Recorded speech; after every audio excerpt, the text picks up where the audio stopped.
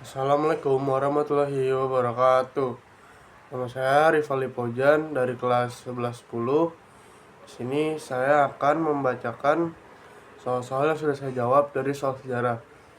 Soal pertama yaitu Nusantara adalah bangsa yang berada jauh dari bangsa Eropa.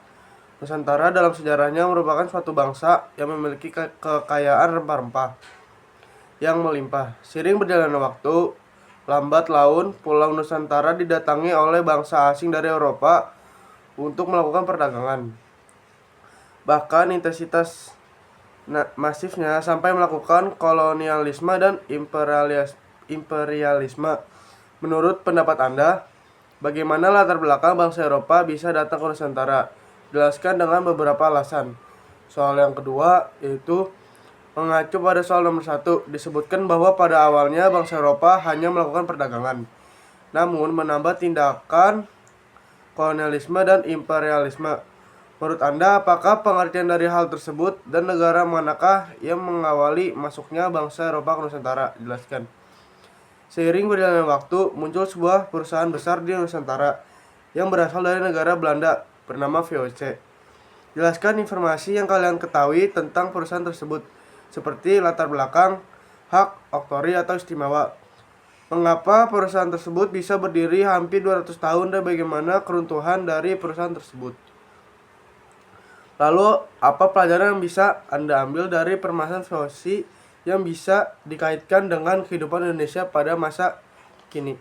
Dan di sini saya akan menjawab jawaban-jawaban dari 3 soal tersebut.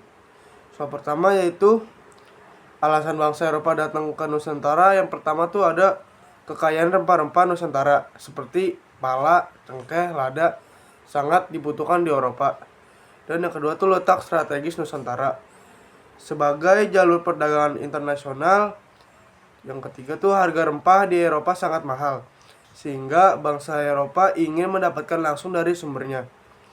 Yang keempat, perkembangan ilmu, pengetahuan, dan teknologi. Kapal laut, navigasi, peta mempermudah pelayaran jauh.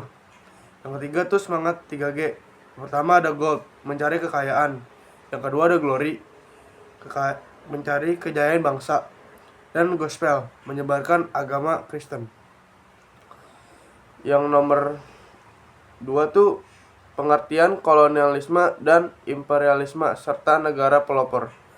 Kolonialisme, usaha menguasai wilayah lain untuk kepentingan ekonomi. Yang kedua ada imperialisme, politik untuk memperluas kekuasaan dan pengaruh ke wilayah lain. Negara pelopor masuknya bangsa Eropa ke Nusantara. Yang pertama itu ada Portugis.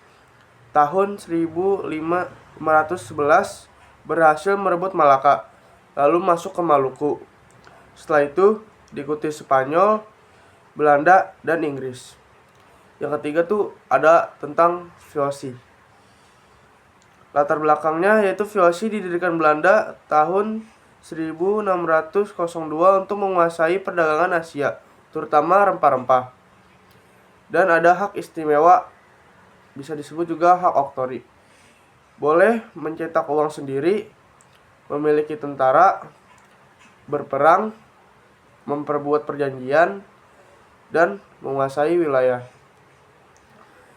Dan bisa bertahan hampir 200 tahun karena monopoli perdagangan rempah, dukungan penuh pemerintah Belanda, dan kekuatan militernya.